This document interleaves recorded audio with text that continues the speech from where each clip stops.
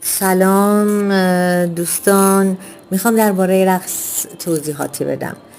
غیر از اینکه برای تناسب اندام فوق‌العاده است و عالی، احتمالاً بالاترین فلسفه وجودی انسان رو افرادی متوجه میشن، کسانی هستن که بدون هیچ دلیل خاصی میرقصن و پایکوبی میکنن، چون متوجه شدن تقریباً تنها فعالیتی که میتونه احساسات منفی انسان رو بازنویسی کنه و از رو بنویسه همون خود رقصیدنه.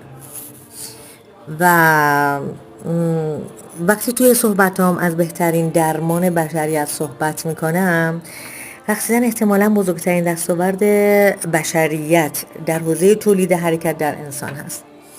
رقصیدن و هر نوعی از حرکت باعث نورونزایی قسمت‌هایی در مغز میشه.